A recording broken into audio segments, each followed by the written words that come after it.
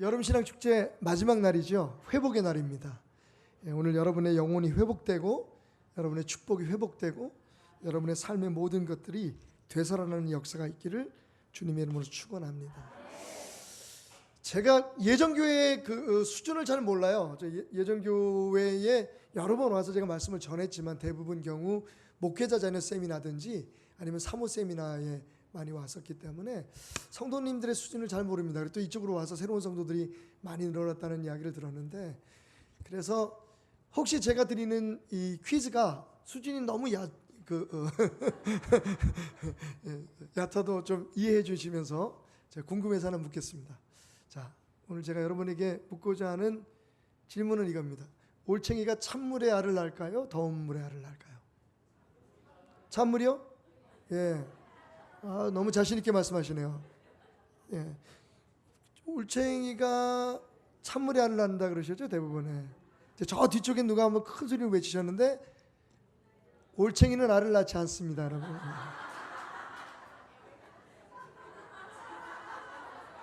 막 여러분들이 지금 고민에 빠지셨을 거예요. 아니, 저 목사 설교를 지금 어떻게 감당해야 될지. 이게 처음 시작부터 사기치러 온 거 아니야? 제가 드리고 싶은 말씀이 있어서 그래요. 맞습니다, 여러분. 올챙이는 알을 낳지 않습니다. 알을 낳는 건 개구리입니다. 우리의 무너지고 쓰러지고 약해진 것을 회복시키는 건 하나님이십니다. 우리 스스로의 노력이나, 맞습니다, 여러분. 우리가 기도하고 또 우리가 하나님의 뜻을 알아서 그 말씀을 순종하려고 하는 노력이 필요하지만, 여러분, 우리가 착각하지 말아야 할 게 있습니다.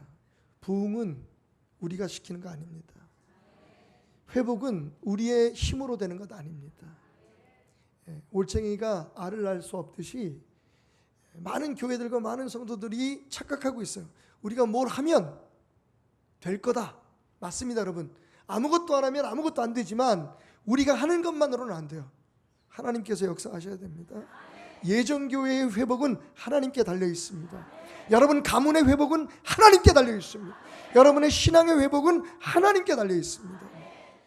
하나님을 의지함으로 회복시키시는 그 능력을 체험하시기를 주님의 이름으로 축원합니다.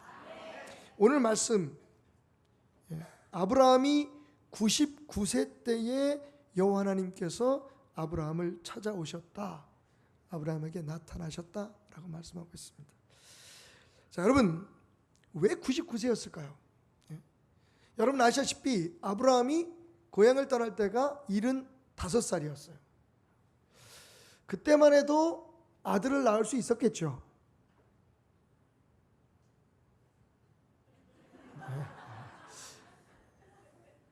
아마 그럴걸요. 그래서 저도 아직 그 나이를 제가 이제 60이니까 그 나이는 아직 되지 않아서 모르겠는데 그럴까요? 어쨌든 여러분 넘어갑시다. 근데 분명한 것 하나는, 제가 알기로는 그 당시에 우리 조상들의, 믿음의 조상들의 그런 수를 봐서, 사시는 그 연령을 봐서는 75살이면 아이를 가질 수가 있었을 것 같아요. 그런데 주님께서 75도 아니고 87도 아니고 99살 돼서 나타나십니다. 여러분, 의도가 분명하죠. 왜 그때 나타나셨을까요? 빨리 대답하세요. 왜 그때 나타나셨을까요? 1번, 하나님 마음대로.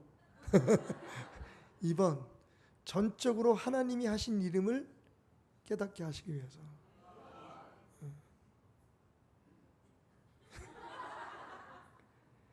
여러분, 아브라함이 99세, 그때도 혹시 아들을 낳을 수 있을지 모르겠어요. 남자로서는, 그죠? 근데 생식 능력이 살아있을 수도 있겠죠. 문제는 뭡니까? 사라의 나이가 90살이에요. 그죠? 그리고 히브리서 11장에 보면 분명히 뭐라고 나와 있습니까?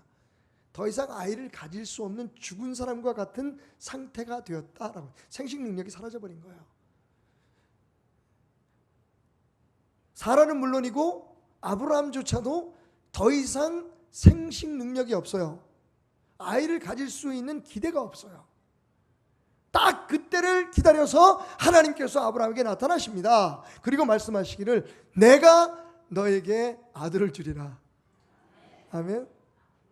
하나님의 의도는 분명합니다.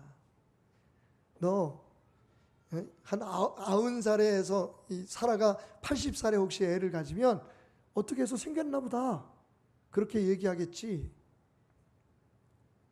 나는 기다린다. 내가 내 힘으로 할 수 없고 하나님이 하셨습니다 라고 고백할 때까지. 여러분, 오늘 우리들의 문제가 뭔지 아십니까? 열심히 기도해서 응답받고 난 다음에 되새겨 보니까 내가 한 것 같아. 우리 힘으로 한 것 같아.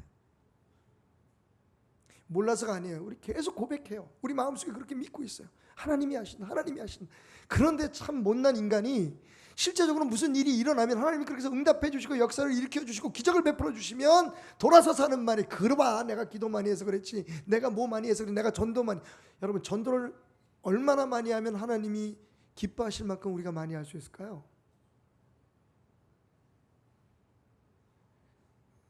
우리가 여전히 열심히 기도하고 여전히 전도하고 여전히 우리가 할 수 있는 한, 그죠? 특별히 소망을 가지고 있는 새로운 건물이 세워지는 모습을 보면서 우리가 막 마음에 다짐을 하잖아요. 열심히 하셔야 돼요. 아무것도 안 하면 아무런 역사도 일어나지 않죠. 좀 야한 얘기 할까요? 오늘 18세 미만 없죠? 자, 하나님께서 내가 너에게 내년 이맘때에 아이를 주겠다 말씀하신 후에 아브라함이 뭘 했을까요? 여러분, 대답하지 마세요. 해야 돼요. 그게 뭔지 잘 모르겠지만 해야지 아이가 생깁니다. 그죠? 손만 잡고 난다고 생기는 거 아니죠? 아직도 난 이런 얘기를 하면 쑥스러운 거 보니까 아직 젊은가 봐. 여러분, 분명히 우리가 해야 될 일이 있어요. 하지만 아까 말씀드렸듯이, 제가 여러분들에게 질문을 드렸듯이, 개구리는 알을 낳지 못합니다. 올챙이는 알을 낳지 못합니다. 개구리가 알을 낳죠. 아이고, 야한 얘기하고 나면 나는 말로 안 했는데 머릿속으로 상상을 하고 있는 것 같아요. 지금 주여 시험이 들지 말게 하옵시고 다만 하겠소 구하옵소서. 여러분을 보니까 이렇게 행복해지네요. 오늘 우리 교회에서 예배 드릴 때는 너무 불편했어. 근데 여러분을 보니까 너무 행복해지네요. 역시 이 영역이 있는 것 같아. 이 영적 흐름이 있는 것 같아. 할렐루야. 무슨 말인지 알아들으셨겠죠, 그죠? 우리가 열심히 해야 돼요. 전도 열심히 하셔야 돼요. 그리고 기도도 열심히 하고, 우리가 우리의 영혼의 회복을 위해서, 우리 가정의 회복을 위해서, 자녀들의 삶의 회복을 위해서, 사업하시는 분들은 어려움에 처해 있으면 회복을 위해서, 무엇보다도 우리 그 예정교회가 그냥 단순히 회복에서 멈추는 게 아니라 정말 하나님께서 이곳에 보내신 이유가 있잖아요. 그 목적을 이루기 위해서 부흥하고 발전하는 그런 꿈을 꾸면서 노력을 해야 됩니다. 하지만 중요한 건 하나님이 하시지 않으면 우리의 모든 수고는 헛됩니다. 그걸 잊으면 안 돼요. 그걸 왜 잊으면 안 되느냐? 그래야만 나중에 부흥이 되고 회복이 되고 우리가 치유가 되고 하나님의 축복이 임하고 기적이 임했을 때 내가 했다는 말을 하지 않기 때문에 그래요. 99세에 하나님께서 아브라함에게 나타나셨다. 자, 여러분들이 정답을 말씀하셨습니다. 죽기를 원하셨던 거예요. 그죠? 육체적으로 생산 능력이 완벽하게 사라져서 아들이 만약에 생기면, 내년 이맘때 아들이 생기고 나면 하나님이 하셨다고 얘기하지 않을 수 없도록 완벽하게 하나님께서 그런 상황으로 몰아가신 거예요. 그 기다린 시간이 13년이었습니다. 자, 우리 한 구절만 볼까요? 성경 한 구절만 보겠습니다. 16장, 바로 전장이죠. 창세기 16장 15절 16절을 제가 읽겠습니다. 잘 들어보십시오. 하갈이 아브라함의 아들을 낳음에 아브라함이 하갈이 낳은 그 아들을 이름하여 이스마엘이라 하였더라. 하갈이 아브라함에게 이스마엘을 낳았을 때에 아브라함이 86세였더라. 86세에 아들을 낳았으니까 85세까지는 생산 능력이 있었다 없었다? 있었다는 거예요. 그러니까 여자만 젊으면, 부인만 젊으면 아이를 낳을 수 있는 능력이 있었을 때예요. 그죠? 16장 마지막 절은 아브라함이 이스마엘을 낳았을 때가 86세였다고 얘기합니다. 그리고 바로 한 절 다음인 17장 1절에 넘어가면서 아브라함의 나이가 몇 살이요? 99세요. 그 사이에 몇 년의 간격이 있죠? 13년의 간격이 있잖아요. 그동안에 하나님은 어디 계셨을까요? 하나만 묻겠습니다. 아브라함이 그 13년 동안 하나님 앞에 예배를 했을까요, 안 했을까요? 기도를 했을까요, 안 했을까요? 근데 하나님은 어디 계셨을까요? 예? 계신데 계셨겠지, 그죠? 중요한 건 하나님이 응답하지 않으셨다는 거예요. 그죠? 13년 동안 하나님과 아브라함 사이에 관계가 단절돼 있었어요. 아까 여러분이 말씀하셨던 것처럼 그 기간에 아브라함이 얼마나 불안했겠어요. 인간의 생각으로 급하게 이제 내가 생산 능력이 사라지기 전에 어쨌든 하나님께서 내게 주시겠다고 말씀하신 그 축복을 이루는 방법은 꼭 내 사라를 통해서, 나이 먹은 내 아내를 통해서, 종황지철을 통해서 낳는 방법밖에는 그것만 있는 건 아닐 거다. 사실 여러분 알다시피 첩을 들이자고 처음에 제안한 건 아브라함 자신이 아니었어요. 사라였어요. 왜냐하면 자기의 몸의 변화를 알잖아요, 여러분. 예? 갱년기가 온 거예요. 폐경기가 온 거예요. 더 이상 아이를 가질 수 없게 되는 자신의 모습을 보면서 이래서는 안 되겠다 생각한 거예요. 그죠? 별로 잘못한 게 없어 보여요. 아브라함이야 오케이지 뭐. 죄송합니다. 예. 예. 그래서 아이를 가졌어요, 여러분. 그때 나이가 아브라함이 86세였어요. 예. 그 후에도 계속해서 아브라함은 하나님 앞에 인도하심을 구하고 하나님의 축복을 구하고 하나님의 역사하심을 구하고 적어도 응답하심을 기다렸는데 하나님은 13년 동안 아브라함에게 침묵하셨습니다. 그럼 아브라함이 13년을 기다린 후에야 하나님께서 아브라함을 찾아오십니다. 다 죽게 되었을 때, 이제 더 이상 아이를 가질 수 없게 되었을 때 하나님 나타나셨다 말씀하셨어요. 아브라함이 기다렸습니다. 맞습니까, 여러분? 아닙니다. 그 기다림은 하나님 쪽에 있었습니다. 왠지 아세요? 여러분, 오늘 성경이 뭐라고 얘기하죠? 99세 때에 여호와께서 아브라함에게 나타났다. 그 다음부터요 8절까지 영어 성경으로 읽으면 I will, 내가 그렇게 하리라. 하나님께서 아브라함에게 내가 너를 이렇게 회복시키고 내가 너에게 이렇게 축복을 하고 내가 네 자손에게 이렇게 해주고 I will이라고 하는 영어에 자기 의지가 들어있는 1인칭, 그죠?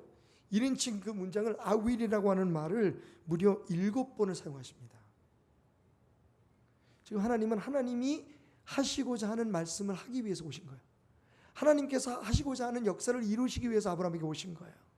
여러분, 아브라함이 기다렸다고요? 아닙니다. 하나님이 기다리셨습니다. 어느 때를요? 아브라함이 더 이상 내 손으로는 아무것도 할 수 없다고 두 손을 하나님 앞에 떨어뜨릴 때까지.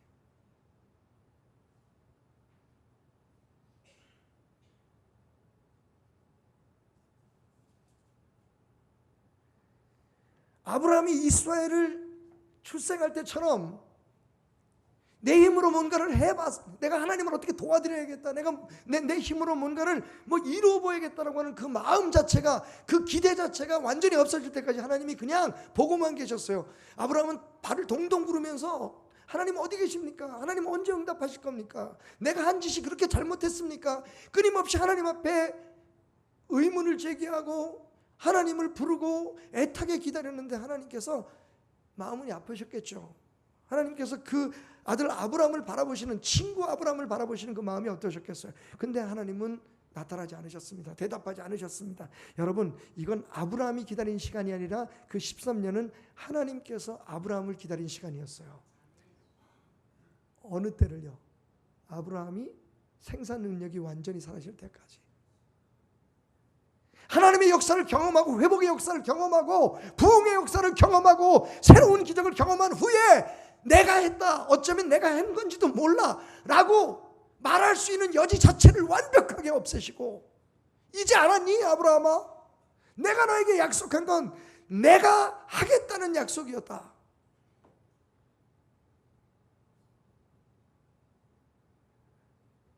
여러분, 아브라함이 우리의 신앙에서 얼마나 중요한 위치를 차지하고 있는지 아시죠? 구원의 역사를 시작한 히브리 민족의 시조를 우리는 아브라함으로부터 시작합니다. 물론 아담과 하와부터 우리의 인류가 시작되었지만 사실은요, 히브리 민족의 시조는 아브라함에 우리가 그 근거를 둡니다. 이 얘기는 뭐냐 하면 믿음의 조상, 우리의 믿음의 조상이고 축복의 조상인 아브라함에게 하신 하나님의 역사하심을 보면서 우리의 삶의 회복, 축복, 부흥, 기적, 응답 모든 것에 대한 답을 얻으라는 겁니다. 여러분 놀라지 마십시오. 하나님은 여러분이 지금 죽기를 원하십니다. 너무 살아있어요. 그죠? 하나님 하십시오라고 얘기하고는 뒤로 돌아가서 우리가 하고 싶은 일들을 한단 말이에요. 저도 교회를 신축해서 아버님이 30년 목회하셨던 교회를 옮겨서 지금 있는 그 교회 자리에 지금부터 10년 전에 2년에 걸쳐서 교회를 신축을 해서 지금 10년째 목회를 하고 있습니다. 그러니까 여러분들이 이 새로운 성전을 짓고 이전하고 이거 얼마나 어려운지 제가 알아요. 글쎄요, 이게 어느 정도 진실인지 모르겠지만 아마도 우리 설동호 목사님을 위해서 그리고 예정교회를 위해서 지금 이 상황에서 기도를 가장 많이 하는 사람은 여러분 이외에는 제가 아닐까 생각해요. 왜냐하면 교회를 지으면서 너무 힘들었거든요.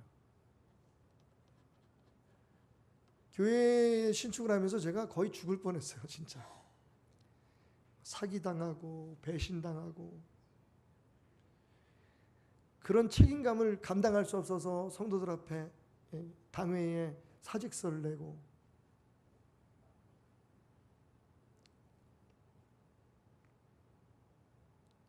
여러분 그때 제가 어떻게 기도했는지 아십니까? 하나님 조금만 도와주시면 되는데 내가 하겠다고요. 하나님은 조금만 도와주세요.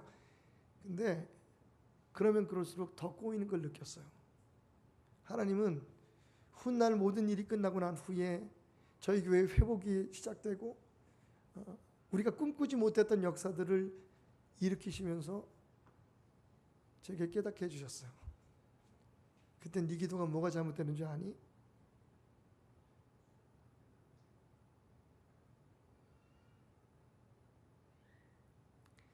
나는 네가 하고 너의 부족한 걸 돕기 위해 있는 하나님이 아니야. 나는 너의 주인이야. 여러분 우리는 하나님을 하나님 대접해드리고 있지 않아요. 하나님은 그냥 조력자, 하나님이라고 쓰고 조력자라고 부른다. 읽는다. 그죠? 하나님이라고 쓰고 심부름꾼이라고 부른다. 하나님. 제가 병원 응급실에 몇 번씩 끌려가면서 깨달은 게 그거였어요. 왜 이렇게 안 되지? 내가 뭘 잘못했지? 정말 죄송하지만 교만이라고 말씀하셔도 그냥 저는 그때 그렇게 생각했어요. 저는 제 나름대로 정말 열심히 목회한다고 생각했어요. 정말 죄송하지만 나같이 목숨을 걸고 목회하는 사람 있으면 나와보라고 할 정도로 제가 밤낮으로 뛰면서 일을 했어요. 제게 주어진 일을 거절해 본 적이 없었고 정말 열심히 하나님이 원하시는 게 그 열심뿐이 아니었다는 걸 알게 됐어요. 하나님이 정말 원하시는 건 하나님을 하나님으로 인정하기를 원하셨던 거죠. 그 후로 제가 편히 쉬냐고요? 하나님 그러니까 일하세요. 그러고 누워있냐고? 그것도 아니면 그것도 진짜 잘못된 생각이에요.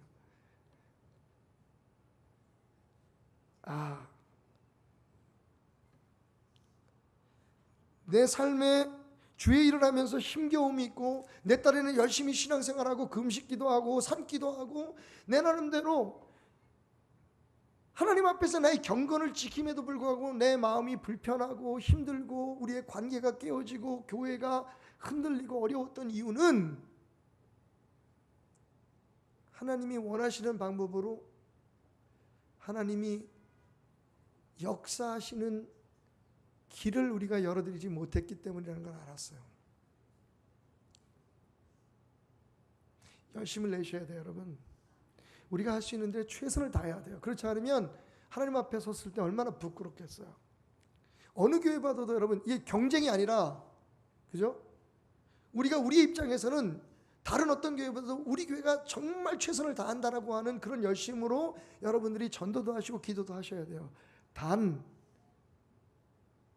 그럼에도 불구하고 일을 이루시는 분은, 회복시키시고 치유하시고 역사를 이루시는 분은 하나님이라는 사실을 인정하셔야 돼요.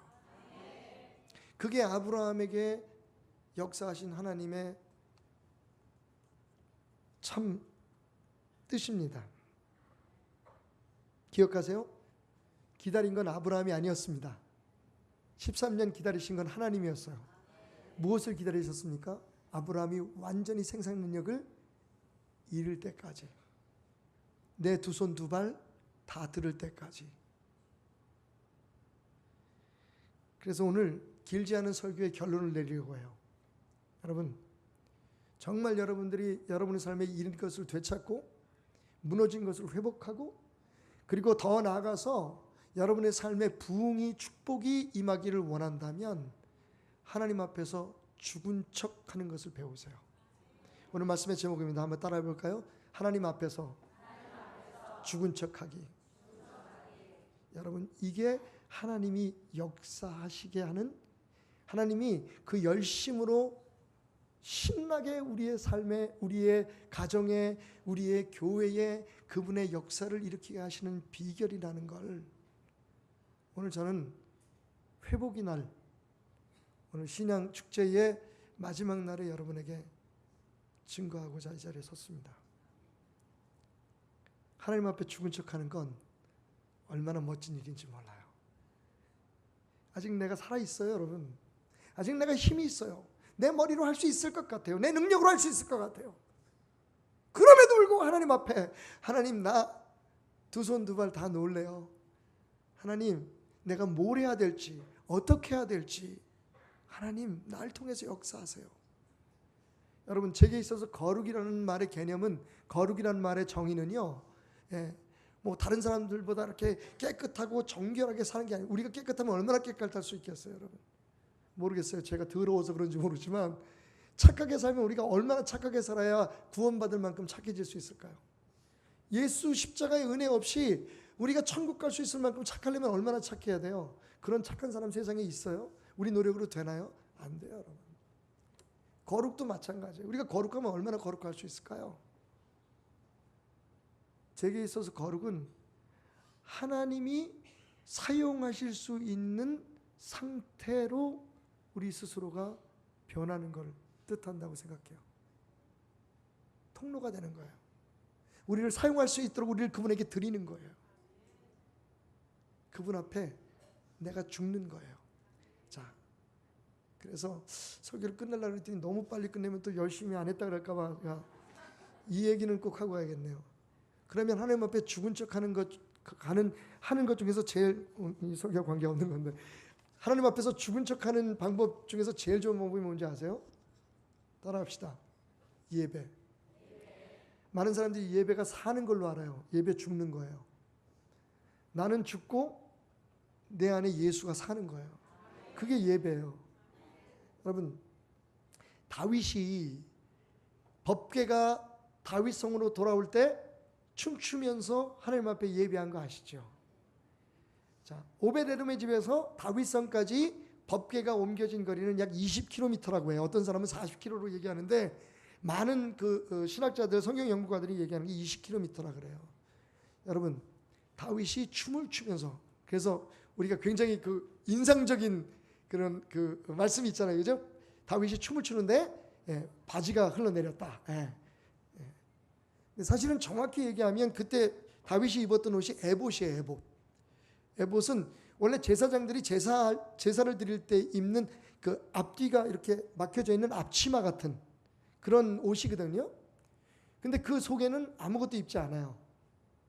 그러니까 사실은 바지가 흘러내렸다는 표현보다는 더 정확한 건 우리가 그렇게 번역하지만 다윗이 춘 춤이 카라라는 춤이에요. 다윗의 춤에만 딱 2번 성경에 사용된 언어예요. 카라라는 춤은 뭐냐면 빙빙 도는 춤이에요. 이렇게. 여러분 아멘 하셔야지. 제가 안 그러면 저 쓰러져요 지금 강단에서. 예. 여러분 다윗이 빙빙빙빙 돌면서 춤을 췄어요. 그러니까 앞뒤가 이렇게 가려져 있는, 앞뒤 옆에는 튀어 있고 앞뒤가 가려져 있는 앞치마 같은 거라 그랬잖아요. 그러니까 그게 말린 거예요. 그래서 거시기가 보인 거예요. 무슨 얘기인지 아시겠죠? 정확히 말하면 성경의 그런 장면을 우리가 생각해 보면 그런 거예요. 근데 여러분 우리는 하나님 앞에 예배하는 것 중에서 특히 젊은 친구들은요, 그 다윗의 바지가 흘러내리는 만큼 열정적으로 하나님 앞에 예배한 그 모습을 모든 예배의 그 원형으로 생각해요. 그죠? 우리 한영 목사님도 그렇게 생각해요. 다윗 앞에서 춤을 춰라. 그죠? 다윗처럼 춤을 추면서. 그런데 그 예배에 대해 감동받는 사람들이 미처 모르는 게 있어요. 성경을 다시 한번 읽어보시면 여러분 다윗이 오베드돔의 집에서 다윗 성까지 20km를 춤을 추면서 갈 때 6걸음 걸어가서 제사를 드리고 6걸음 걸어가서 제사를 드리고 제사를 드릴 때마다 소 한 마리와 가축 한 마리, 우리 개역개정에는 송아지 한 마리라고 얘기하고 있는데 사실은 송아지가 사실 번역은 가축이라고 그래서 양일 수도 있고 송아지일 수도 있는데 어쨌든 2마리의 짐승을 죽여서 제사를 드리고 6걸음 가고, 여러분 3보 1배 들어보셨죠? 6보 1제예요. 6걸음 가서 한 번 제사 드리고 6걸음 가서 한 번 제사 드리고 계산을 해보니까 제사를 5,000번을 드렸어요. 그러면 짐승을 몇 마리를 죽여요? 10,000마리에 10,000마리. 우리나라 돈으로 계산해 보니까 그죠? 5,000번에 2마리씩 죽였으니까 10,000마리면 그것을 계산해 보니까 우리나라 돈으로 약 600억이 들더라고요. 소 한 마리에 80만 원으로 계산해서. 이거 지난주 시가예요. 아 진짜요. 제가 하도 궁금해서 계산해 봤어요. 그러니까 이 법궤 하나를 옮기는데 600억이 든 거예요. 여러분이 오늘 이 아름다운 성전을 짓고 새로운 곳에서 하나님을 예배드리려고 하는 이 모든 몸부림은 하나님이 기뻐 받으시는 것을 좀 믿으시기 바랍니다. 근데 기억하셔야 될 게 있어요. 자, 겉으로 보기엔 얼마나 멋있습니까? 다윗처럼 춤을 추면서 하나님 앞에 예배하자. 근데 여러분 다윗의 온몸이 피투성이가 됐다는 걸 생각해 보셨어요? 그게 우리가 예배에 대한 착각이에요. 우리는 어떻게 하면 예배를 화려하고 편안하고 멋있게 만들려고 하죠. 그런데 진짜 예배의 정신은 죽는 거예요. 다윗이요 10,000마리의 짐승의 피 위에서 춤을 췄어요. 상상을 해보실까요 여러분? 6걸음 걸어가는 사이에 뒤에서 따라오는 레위인들은 어떻게 했을까요? 소를 죽였어요. 예? 미리 10,000마리를 다 죽여가지고 냉장고에다 싣고 오진 않았을 거 아니야. 그러면 6걸음 걸어가고 멈춰있는 사이에 여러분 그래서 신학자들은 이렇게 얘기합니다. 오베데돔 집에서 다윗성까지 올 때 최소한 40일이 걸렸을 거다. 20km를 40일이 걸린 거예요. 무슨 얘기인지 아시겠어요 여러분? 그럴 수밖에 없는 게 6걸음 가서 멈추고 거기서 제사를 소를 잡아가지고 각을 뜨고 껍질을 벗기고 내장을 씻어가지고 그걸 제단 위에서는 번제를 화목제를 드리고 사실 그 행위는 내가 지금 하고 있는 이 일이 하나님 앞에 인정받는 일입니까를, 왜냐하면 그 전에 법궤를 옮기다가 웃사가 죽는 불행을 겪었잖아요. 그러니까 6걸음 가서 확인하고 또 6걸음 가서 확인하고, 여러분 이 진지함을 보세요. 하나님 앞에서 다윗이 왜 그의 마음, 하나님 마음에 합한 자가 되는 줄 아십니까? 그는 하나님 앞에 물었어요. 계속 끊임없이 물었어요. 이미 하나님께서 인정한 길을 계속 가고 있는데, 그 방향으로 가고 있는데 지금 이게 제대로 가고 있다. 어깨에다가 법궤를 메고 가는 것이 하나님이 원하시는 방법이었다는 것을 확인했음에도 불구하고 혹시 그 6걸음 걸어가는 사이에 뭔가 또 하나님이 기뻐하지 않은 일을 했을까봐 또 제사를 드리고 또 제사를 드리고 또 제사를 드리고 또 제사를 드리고, 여러분 5,000번을 드렸어요. 5,000번을. 생각해 보세요. 20km에 10,000마리의 짐승을 잡았으면 그 피가 얼마나 흘렀을까요?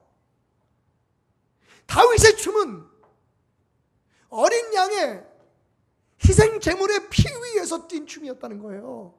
그러니까 그냥 부끄러운 부분이 보인 것에만 여러분 집중하시면 안 돼요. 다윗의 춤이 그냥 열정적이고 그냥 흥분해서 너무 하나님이 자기의 그런 그 행위를, 자기 행동을 받아주시는 감사해서 춤을 춤으로 생각하시면 안 돼요. 여러분, 다윗뿐만 아니라 그 뒤에 쫓아오는 제사장들과 법궤를 들고 있는 모든 사람들의 발과 머리끝까지 그 튀어오른 피로 온몸이 젖었을 거예요. 왜 우리가 예배를 드리면서 싸우고, 예배를 드리면서 서로 마음이 흩어지고, 예배를 드리면서 상처를 받고, 예배를 드리면서 시험에 듭니까? 죽지 않기 때문에 그래요. 예배는 죽는 거예요. 저는 우리 성도들한테 그렇게 얘기해요. 예배는 죽음이다. 예배에서 살라고 하지 마라. 예배 잘 드려서 절대로 살 수 없다. 왜냐하면 우리가 잘 드린다는 예배는 멋있고 은혜스럽고 짠하고 화려하고 뭐 그런 거잖아요. 근데 진짜 잘 드리는 예배는 뭡니까? 내가 가지고 있던 생각이 목사님 말씀하실 때, 하나님 말씀하실 때 그 말씀 앞에서 무너지는 거예요. 내가 가지고 있던 내 생각, 내 고집이, 내 교만이 하나님 앞에서 무너지는 거예요. 오늘 하나님께서 아브라함에게 요구하셨던 것처럼 너 완전히 죽어. 내 앞에서 죽어야 내가 너를 통해 역사한다. 네가 내 축복의 통로가 되기를 원하느냐? 불가능한 역사를 이루기를 원하느냐? 예정교회가 나의 놀라운 계획을 이 땅 위에 펼치는, 내가 사용하는 이 땅 위에 하나쯤 꼭 있어야 될 교회가 되기를 원하느냐? 그 수많은 교회들 중에 잘 나가는 교회가 아니라 하나님께서 보시기에 진짜 꼭 하나쯤은 있었으면 했던 교회가 되기를 원하느냐? 내가 사용하는 역사가 대대손손이 일어나기를 원하느냐? 그러면 내 앞에서 죽어라. 여러분 죄송합니다. 지금 설 목사님께서 굉장히 저를 의심에 찬 눈으로 바라보고 계시죠. 저 지금 그쪽 안 바라보고 설교해요. 제가 사모님 바라보고 설교해요. 주로 이런 경우는 사모님들이 더 은혜를 받더라고. 왜냐면 목사님들이 안 죽거든. 목사님 머리가 죽어야, 죄송합니다. 머리가 아니에요. 목사님하고 아프리카 3번 갔다 왔어요. 너무 감사해요. 저는 제가 설 목사님이 누군지 알잖아요. 예? 그런데 그렇게 막 쉽게 가서 막 며칠씩 있고, 거기다가 정말 정신 나같이 교회 짓는 가운데 아프리카 가는 담임 목사가 어디 있어 도대체. 그래서 저는 의심했어요. 뭐 돈 싸놓고 짓나? 정말 너무 감사했어요. 근데 가만히 보니까 거기 가셔서 계속 기도하세요. 이동 중에 계속 교회 걱정하시고 고민하시고, 뭐 사실은 뭐 이렇게 여러 가지 면에서 보면 부족한 저에게도 계속해서 교회에 대해서 물어보시고, 일단은 제가 교회를 먼저 짓고 그 과정을 겪었으니까. 그 진지함을 보면서 저렇게 걱정하시는데 아프리카를 왜 오셨지? 정말 저는 목사님이 아프리카 한 번은 저한테 낚여가지고 갈 줄 알았어요. 예, 그럴 수 있다고 생각했어요. 원체 목사님 저 좋아하시고 저도 목사님 존경하니까. 근데 그래서 목사님은 그냥 예의상 한 번쯤, 그래 또 먼 나라니까 한번 가보자 그러고 가실 수 있을 줄 알았는데 2번, 3번 가는 거 보면서 제가 허걱? 도대체 뭐지?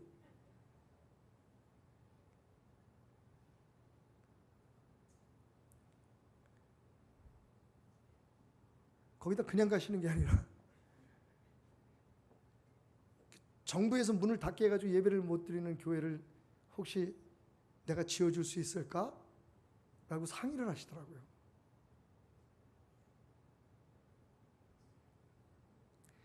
뭐 그렇게 하실지 않으실지는 잘 모르겠지만, 내가 이렇게 조심스럽게 얘기하는 건 성도들한테 얘기를 했나 안 했나 잘 몰라서.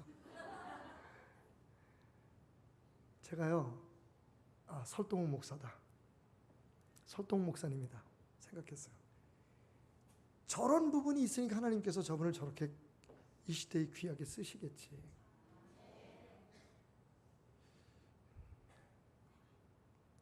여러분, 많은 사람들이 예배에 나와서 은혜 받고, 예배에 나와서 힘을 얻고, 예배에 나와서 능력 받고, 그 힘을 가지고 세상에 나가서 싸우려고 그래요.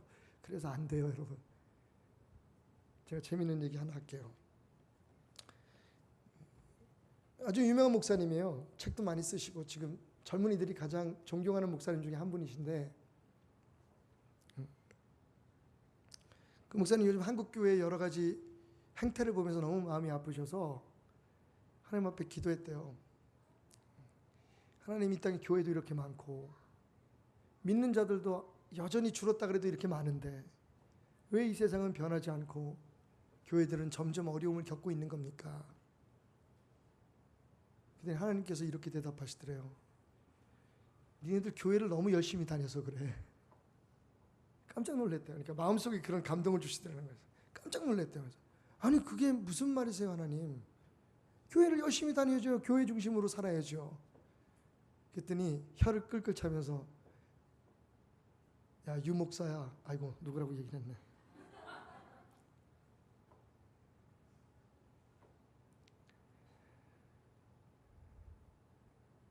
너희는 마치 요한복음 3장 16절은 아는데 고린도전서 3장 16절은 모르는 사람들처럼 믿는구나.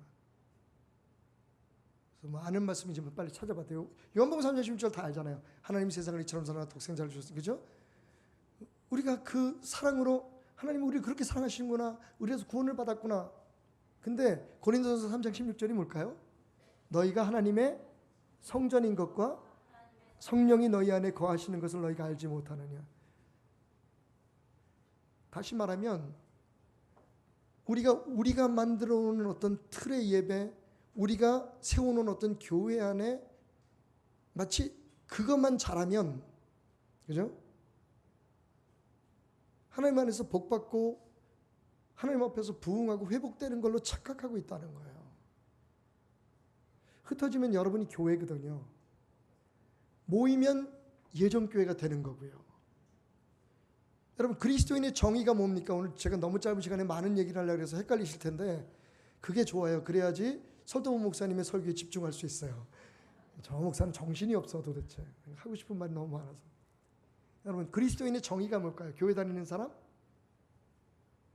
여러분, 그리스도의 정의는 정확히 고린도전서 3장 16절을 바탕으로 예수가 그 안에 살아있는 사람이에요. 여러분이 부족하거나 혹은 여러분이 성숙했거나, 여러분 예수님은 여러분 안에 살아계세요. 여러분이 예수 그리스도를 구주로 영접해서 하나님의 자녀가 됐으면 성령이 여러분 안에 계세요. 여러분 안에 계세요. 그걸 잊으면 안 돼요, 여러분.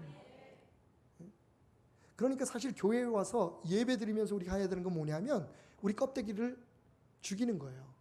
우리 안에 계신 예수가 살아나게. 이미 여러분은 성령님과 함께 살아가시는 분들이에요. 근데 왜 성령의 능력을 달라고 부르짖고 그렇게 애쓰는데 역사가 안 일어납니까? 회복이 안 일어납니까? 부흥이 안 일어납니까? 간단해요. 성령이 역사하실 수 있도록 여러분들이 여러분 자신을 껍데기를 죽이지 않기 때문에, 옛사람을 죽이지 않기 때문에, 옛 옷을 벗어버리지 못하기 때문에 그러는 거예요. 죽은 척하는 걸 배우세요. 그걸 어디서 배우느냐? 예배에서 배워야 돼요. 여러분, 전도도 여러분이 하시면 백발백중 실패입니다. 사람 데려다 놓는 게 전도일까요? 굉장히 중요한 첫 단계는 맞아요. 제가요 요새 극동방송에서 복음동네 1069라고 하는 방송을 하고 있는데 매주 월요일마다 전화로 전도하는 거예요. 생방송으로. 정말 제가 목사 되고 난 후에 이렇게 전도를 많이 해본 적이 없어. 제가 거의 전도사 때부터 한 40년 지금 사역을 하고 있는데 그 40년 동안에 제가 지난 1년 반 동안 전도 제일 많이 했어. 할렐루야. 이게요 정말 긴장이 되더라고요. 방송으로 전화를 해가지고 13분 14분 그 러닝타임 안에 복음 제시하고 그냥 영접 기도를 함께 하는 것으로 프로그램이 끝나요. 실패도 많이 했어요. 근데 그럼에도 불구하고 제가 느낀 게 뭔지 아세요? 하나님이 하시더라고요. 이게 인간적으로 생각하면 불가능해요, 여러분. 가족 중에 누구 한 사람이 혹은 친구 중에 한 사람이 내가 사랑하는 사람인데 그 사람 전도를 하는데 전도가 잘 안 돼요. 이 사람 좀 방송에서 전도를 해주세요. 그래서 어렵사리 연결이 되잖아요. 그럼 그때부터 시작하는 거예요. 예수님에 대해서 얘기하고 당신이 죄인입니다라는 고백, 나는 죄인입니다라는 고백 받아내고 예수가 그래서 당신을 위해서 십자가에 죽었고 그 예수를 믿으면 당신에겐 구원함이 있습니다. 여러분, 이게 13분 얘기해서 될 거예요. 근데 기가 막힌 건요, 엉엉 울면서 예수님을 영접하는 사람들이 있어요. 제 이 어눌한 혀와 이 어색한 말투에도 불구하고 더듬거리고, 그죠? 그때 상황에 따라서 다른 얘기를 해야 되니까 준비되지 않은 막 이야기들을 하다가 보면 제가 제 스스로를 길을 잃는데, 놀랍게도 그 짧은 시간에 예수님을 영접하고 하나님 내 삶의 주인이 되어주세요, 내가 예수님을 내 삶의 주인으로 모십니다는 고백을 똑똑하게 하면서 기도를 해요. 제가 알았어요. 사람은 어떻게 보면 교회 끌고 오는 게 제일 쉬울지도 몰라요. 총동원 주일 선물 준다 그러면 오잖아요, 그죠? 근데 여러분, 그게 전도일까요? 정말 예전 교회는 진짜 전도에 불이 붙는 교회가 되었으면 좋겠어요. 아니, 저는 그렇게 될 거라고 믿어요. 그러기 위해서는 어떻게 되는 줄 아십니까? 여러분들이 도구가 될 줄 알아야 돼요. 여러분, 사람 앞에 죽는 척하는 건 자존심 상하는 일이에요, 그죠? 근데 하나님 앞에 죽는 척하는 건 행복이에요. 근데 왜 사람들이 하나님 앞에서까지 고개를 쳐들고 내 능력, 내 생각, 내 방법을 주장하는지 모르겠어요. 오늘 이 회복의 시간에 오신 여러분들은 예배가 여러분을 회복시키는 힘이 있다는 걸 깨달으시기 바랍니다. 어떻게 회복을 시킬까요? 여러분 스스로가 죽어서 회복되는 거예요. 주일학교 애들도 알아요. 어떤 주일학교에서 선생님이 물어봤대요. 여러분, 예수님이 부활하셨죠? 아멘. 우리도 부활할 건 믿지요? 아멘. 그럼 우리가 부활하기 위해서는 어떻게 해야 될까요? 애들이 뭐라고 대답해요? 죽어야 돼요. 애들도 알아요. 우리가 죽어야 주님이 우리를 살리세요. 여러분, 우리가 회복되어야 될 부분이 있다면 그게 여러분의 정신이든 혹은 여러분들의 살림이든 여러분의 무슨 사업이든 혹은 자녀들의 문제이든지 간에 여러분 정말로 하나님이 회복하기를 원하신다면 조금 나아지는 게 아니야. 언제 어떻게 또 불편하게 변할지 모르는 그 상황이 아니라 하나님이 한번 손을 대셔서 하나님의 능력으로, 하나님의 방법으로, 하나님의 치유와 하나님의 회복과 하나님의 부흥과 하나님의 역사가 일어나기를 원한다면 여러분 하나님 앞에 죽는 걸 먼저 배워야 돼요. 죽는 척하는 걸 배워야 돼요. 전도 나가실 때 그 기도부터 하세요. 하나님, 오늘 만나는 사람부터, 하나님 내가 전하는 말부터 온전히 하나님이 친히 역사하실 수 있도록 나는 내 생각, 내 방법을 내려놓게 하여 주옵소서. 여러분 주일마다 한 번씩 죽어보세요. 여러분의 삶이 얼마나 하나님으로 충만해질까요? 그릇을 비워야 채운다고 얘기하면서 계속 우리는 꿈을 가져라, 비전을 가져라, 믿음을 가져라고 얘기합니다. 여러분 저는 아이들 교육부터 잘라줘야 된다고 생각해요. 물어볼까요 여러분? 다윗이 골리앗을 쓰러뜨릴 때 며칠 금식 기도했습니까?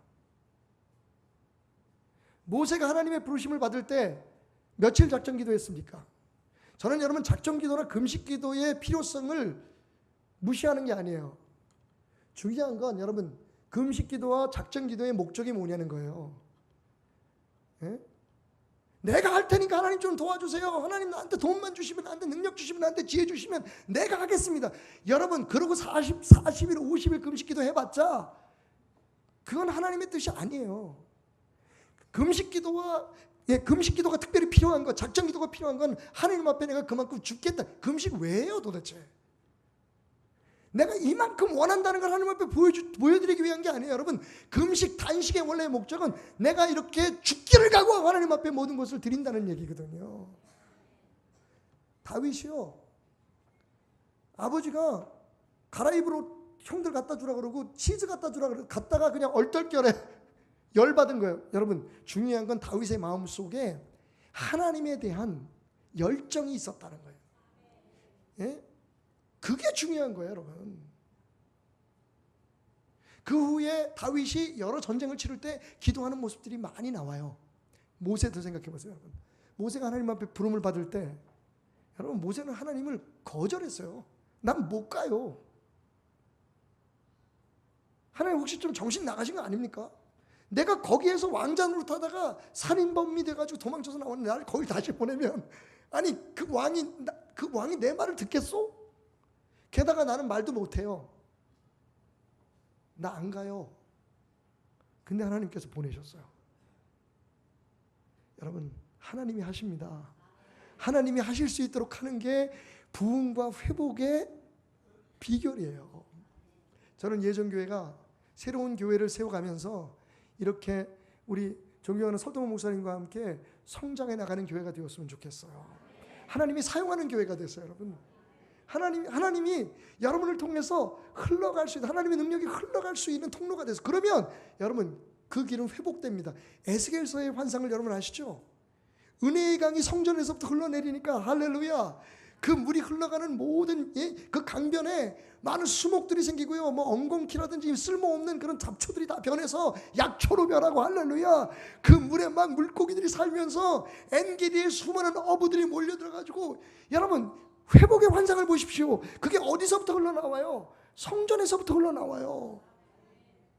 우리 교회가 그런 교회가 되어야 돼요. 우리 여러분들이, 우리 장로님들이, 우리 직분자들이 그런 분들이 돼야 돼요. 내 고집, 내 얘기, 내 주장하려고 교회 오면 안 돼요. 그건 세상 사람들이 다 하는 거예요. 여러분, 제가 목사님 목회하는 거 편하게 해드리고 우리 당회원 장로님들 편들라고 얘기하는 게 아니에요. 하나님 앞에 죽어야 돼요. 내 생각이 살아있어요. 예배 드리고 나서 생각이 팍 살아있으니까 끝나고 나서 내 생각하고 안 맞으면 붙는 거예요.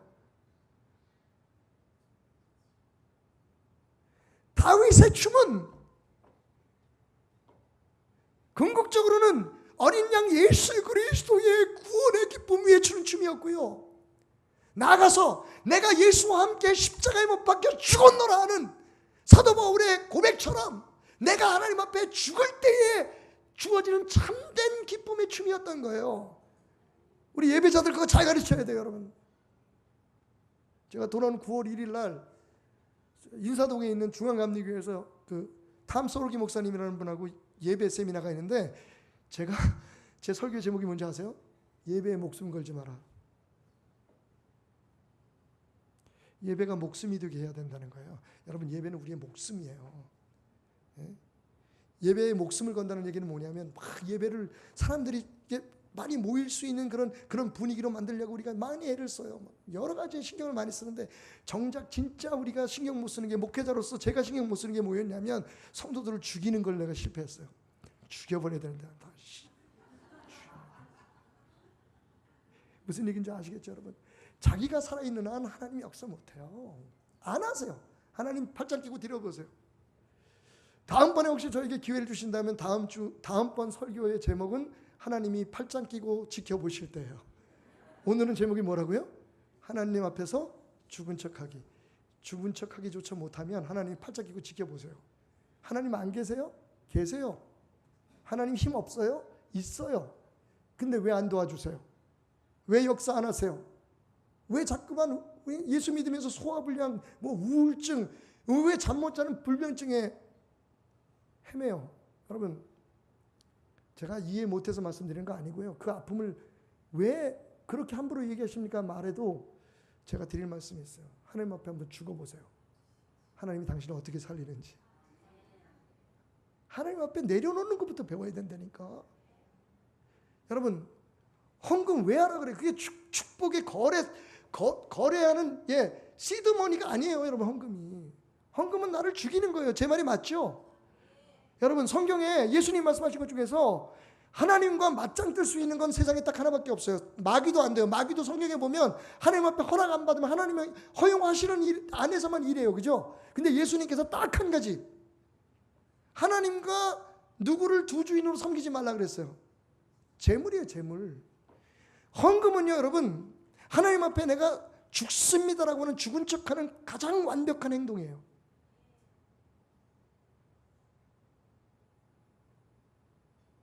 예배가 그렇게 소중한 거예요. 하나님을 하나님으로 인정해 드리는 거예요. 예? 내가 뭘 잘해서가 아니라 내가 하나님 앞에 죽어서, 하나님 앞에 죽는 걸 배워야 돼요. 그래야 거기에 진정한 회복이 있는 거예요. 여러분, 우리가 세상에서 우리의 능력으로, 우리의 재주로 여러분 다른 사람들보다 앞설 수 있어요. 우리 교회가 다른 교회보다 앞설 수 있어요. 근데 하나님이 원하시는 건 그게 아니에요. 하나님은 하나님께서 이 교회를 앞서게 하시기를 원하시는 거예요. 이 교회가 정말 이 지역에서뿐만 아니라 대한민국에서 여태까지 예정교회가 그런 역할을, 여러분 얼마나 귀한 일을 하셨는 줄 알아요, 여러분들이? 여러분이 함께 직접 동참했던, 아니면 기도로 동참했던 예정교회 때문에 얼마나 많은 교회들이 살아나는 줄 아십니까? 목회자 자녀들이 살아나고, 목사님 사모님들이 살아나고, 저도 살아났잖아요.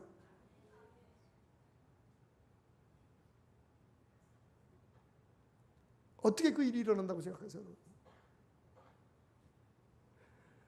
물론 탁월하신 우리 설 목사님의 계획이나 이 세미나를 지도하는 지혜가 있긴 하지만 저는 하나님께서 우리 설 목사님을 사용하셨다고 생각해요. 설 목사님도 고백하시더라고요. 내가 이 목회자 전의 세미나, 사모 세미나를 끌고 가는 줄 알았더니 오랜 세월 지나고 보니까 이 목회자 전의 세미나와 사모 세미나가 나를 받들고 있었더라. 아멘. 여러분, 제가 그래서 배워요. 내가 목회를 하는 줄 알았더니 여러분, 내가 하는 목회가 나를 살리고 있었던 거예요. 말씀 마치겠습니다. 하나님 앞에 죽은 척하는 걸 배우세요. 여기 딱 좋잖아요. 그래도 여기보다 더 넓고 좋은 교회에서 예배드렸을 때 그때를 생각하면서 지금은 교회가 둘로 나누어져서 예배도 연합 예배도 드리곤 하지만 여러 가지 형편에 있어서 굉장히 불편해 보이시죠? 여러분 축복이에요. 여기서 죽는 걸 배우세요. 그러면 하나님께서 허락하신 저 새 성전에서 여러분들이 팍팍 살아날 거예요. 하나님께서 여러분을 살려주실 거예요. 회복시켜 주실 거예요. 여러분 마음속에 개인적으로 상처가 있고 아픔이 있는 분이 계십니까? 하나님 앞에 죽으세요.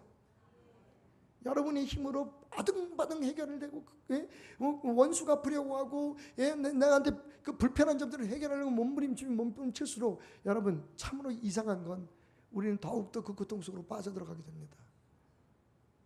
제가 CTS의 콜링갓 진행하면서 저는 이제 브라이언 박 목사님이 급한 일이 있을 때 대타로 가요. 근데 그 주어진 시간에 굉장히 속이 아파요. 복음동네 1069 하면서도 마음이 많이 아픈 게 뭐냐면 대한민국에서 가장 오래되고 크다는 어떤 장로교회 권사님이 30년 교회 다녔는데 나 오늘 죽으면 구원받을지 모르겠어요 라고 전화를 했어요. 여러분 우리 대한민국 성도들 가운데 정말 구원의 확신이 없는 사람들이 몇 프로나 될까요? 심각해요 여러분. 저 지금 농담하고 있는 거 아니에요. 그 다음 주에 제가 전교인 다 이렇게 예배 시간에 다 이렇게 세워가지고 일부러 설교 짧게 하고 성도들에게 물었어요. 여러분 우리가 하나님 자녀가 되지 않으면 우리가 교회에서 배우고 우리가 기도하고 부르짖는 것이 무슨 소용이 있겠습니까? 옆집 아저씨한테 복 달라고 용돈 달라고 얘기하는 거고 똑같죠. 그 하나님이 우리 아버지가 되는 순간 우리가 배워야 할 건 하나님이 나를 통해서 역사할 수 있도록 부족하죠. 연약하죠. 그런데 여러분 나를 보면 내가 세상에 업신여김 당할지도 몰라요. 나를 보면 어디 자랑할 거 없을지 몰라요. 그렇지만 뭐라고 얘기했어요? 너희 안에 하나님의 성령이 거하시는 줄 너희가 알지 못하느냐. 그게 질그릇에 보배를 담은 거 아니에요. 그것 때문에 우리가 어깨 피고 사는 거예요. 그것 때문에 사탄이 우리에게 공격을 해도 까불지 마 너 가 라고 얘기할 수 있는 거예요. 사탄은 하나님하고 맞짱 못 떠요. 어디서 감히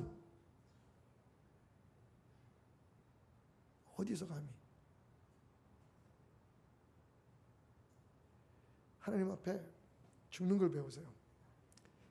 하나님이 여러분을 기다리고 계세요. 여러분이 지금 아무리 부르짖고 하나님을 찾아가도 하나님께서 딱 보셔서 그 티핑 포인트, 여러분들에게 축복을 주실 그 포인트에 이르지 못한다면 여러분이 하나님 앞에 그래요 하나님 나는 죄인입니다. 나는 생각해보니까 아무것도 할 수 없네요. 하나님 내가 할 수 있는 거 열심히 할게 알려주세요. 하나님 보여주세요. 그리고 하나님이 나를 통해서 친히 역사하세요. 오래전 이혼을 결심한 부부가 있었습니다. 이유는 남편이 외도를 한 거예요. 나름 행복하게 잘 살고 있었는데 어쩌다가 실수를 해가지고 남편이 외도를 했는데 들켜버린 거죠. 너무 신뢰했기 때문에 상처가 컸어요. 그래서 어쨌든 용서해보고 해결해보려고 몸부림을 쳤지만 잘 되지 않았어요. 그래서 이혼을 결심하고 마지막으로 그래도 목사님에게는 찾아가 봐야겠다. 담임 목사를 찾아갔어요. 두 부부가 얘기합니다. 남편도 이의를 제기하잖아요. 목사님 맞습니다. 제가 잠깐 실수로 바람을 폈습니다. 근데 저는 여전히 제 아내를 사랑합니다. 아내가 허락만 해준다면 저는 그냥 죽은 듯 아내 곁에서 살고 싶습니다. 한 번의 실수였다는 걸 아내가 알아줬으면 좋겠습니다. 근데 부인이 그게 용납이 안 되는 거예요. 목사님, 제가 정말 저도 용서해 보려고 하나님이 용서하라고 하셔서 용서하려고 애를 썼지만 인간적으로는 도저히 제 남편의 그런 행동이 지금은 안 됩니다. 그리고 그런 불결한 사람이 제 아이들의 아버지라는 게 저는 용납이 되지 않습니다. 이혼하겠습니다. 목사님이 듣고 계시다가 눈물을 흘리시면서 알겠습니다. 하나님이 주신 가정이지만 그 가정을 지키고 지키지 않는 건 여러분들의 의지에 달렸겠죠. 하지만 여러분들이 저를 담임 목사로 생각했다면 한 가지 부탁만 들어주시오. 이혼하기 전에 3일 동안만 두 사람을 위한, 다 자녀들 집에다 놔두고 나 맡기고 두 사람만을 위한 마지막 여행을 다녀오십시오. 그리고 될 수 있으면 많은 이야기를 나눠주셨으면 좋겠습니다. 그리고 돌아와서도 여전히 마음이 변치 않는다면 저로서도 어쩔 수 없겠지요. 두 사람은 그렇게 억지 이별 여행을 떠납니다. 3일 동안 정말 아무 일도 없었어요.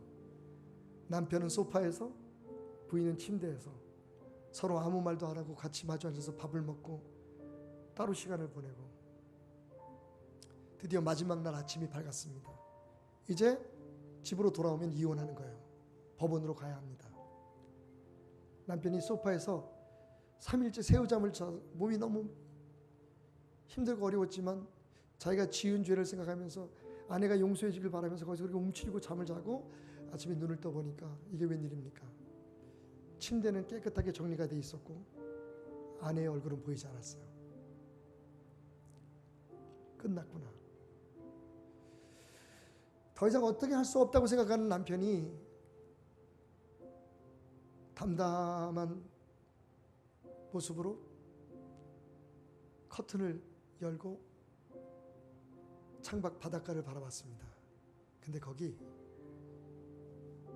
자기 아내처럼 보이는 여자가 혼자 깊은 생각에 빠져서 해변가를 거닐고 있었어요.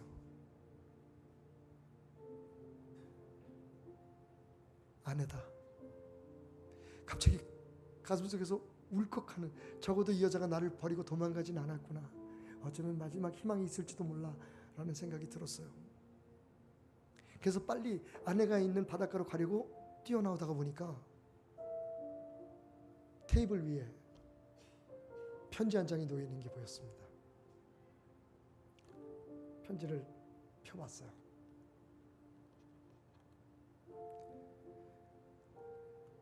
예전에 사랑하는 남편에게 뭐 이런 따뜻한 말이 아니라 자기의 이름 석자를 적어놓고 아무개 씨, 이 글을 읽어주세요. 거기는 이렇게 써 있었습니다. 지난 3일 동안 참 많은 걸 생각했습니다. 하나님 앞에 많이 기도했습니다. 그리고 결심했습니다. 저는 앞으로 당신과 함께 아무것도 하지 않을지라도 당신 없이 무엇인가를 하는 삶을 살지 않겠습니다. 그냥 당신 곁에 아무것도 하지 않고 머물러 있기를 선택합니다. 지금 당장은 용서할 수 없을지 모르지만 당신 없이 무엇을 하는 것보다 당신 곁에서 아무것도 안 하는 것이 제겐 더 필요하다고 생각했기 때문입니다. 우리 다시 거기서부터 시작해 봅시다. 남편은 펑펑 울었습니다. 그런 아내가 너무 고마웠습니다. 적어도 자기를 포기하지 않은 그 사람이 너무 고마웠습니다. 여러분, 하나님 없이 무엇인가를 열심히 하는 것보다 하나님 곁에서 아무것도 하지 않는 것이 때론 축복이라는 사실을 아십니까? 정말 중요한 건 하나님과의 관계의 회복입니다. 내가 죽고 내 안에 예수가 살아나야 합니다. 그분은 포도나무십니다. 그분은 우리에게 열매를 맺으라고 명령하지 않으셨습니다. 그분께 붙어 있으라고 명령하셨습니다. 그저 죽은 듯이 그분께 붙어 있으면 그분이 우리를 통해서 우리의 삶의 생명이 흐르게 하고 하나님의 놀라운 뜻이 이루어지게 하고 우리의 삶에 열매를 맺게 해주신다고 말씀하셨습니다. 맞습니다, 여러분. 우리는 열매를 위해서 부름을 받았지만 열매 맺기 위해서 노력하라고 부름받은 사람들이 아닙니다. 요한복음 15장을 다시 읽어보십시오. 거기는 한마디도 너희가 그러니까 가서 열매를 맺어라, 열매를 맺기 위해서 노력해라는 말씀이 없습니다. 딱 유일하게 두 가지의 명령이 있을 뿐입니다. 내 안에 거하라, 내게 붙어 있어라. 여러분, 주님 앞에 붙어 있으면 주님이 할 일을 알게 해주십니다. 주님께 붙어 있으면 주님이 능력을 주십니다. 주님께 붙어 있으려고